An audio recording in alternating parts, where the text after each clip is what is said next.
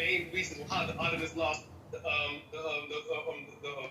Ard al-Muqaddasa in Arabic. In the Quran, we call it Ard al-Muqaddasa, the Holy Land.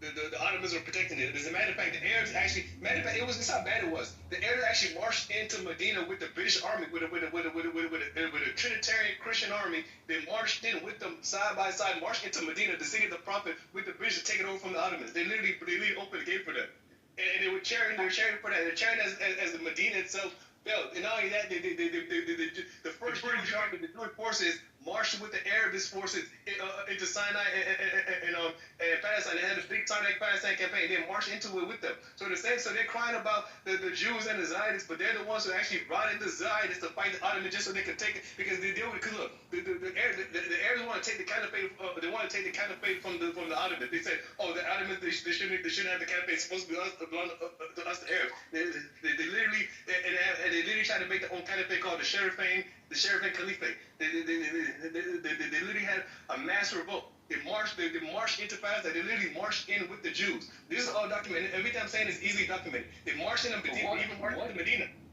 What does it have to do with Palestine, though? Like, you're talking about I don't see how this justifies conquest. I don't see how this justifies conquest. And the British rewarded the Hashemites by giving them Jordan. And how exactly does this justify conquest? Never to Palestine.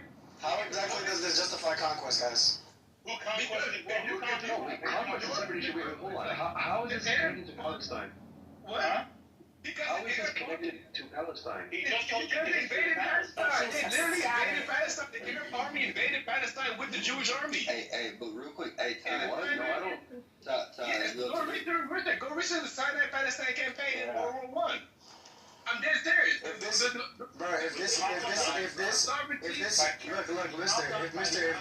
this caliphate was as much of a priority as you're making it seem, why is it that Jewish and Christian burial sites were perfectly maintained during Palestinian rule? What Palestinian rule? When was that? Yeah, there's no Palestinian rule. All right, because you guys want to dance around the idea of rule, and I'll play the semantics game with you. Pre-Israel, why is it that Jewish and Christian monuments and burial grounds were preserved while Palestinians lived there pre-Israel? Since you guys don't want to use the word rule like children. Hold on. Let Palou answer. Hold on. They do the back What are you talking about? There was South Syrian Arabs. If this caliphate was such a priority, why did they preserve these sites? No, because I go ahead. Let Palou answer. I don't even understand even the question. What the hell? I don't even understand the question. Your argument is that their conquest is justified because they marched into Palestine with the Jews. My question to you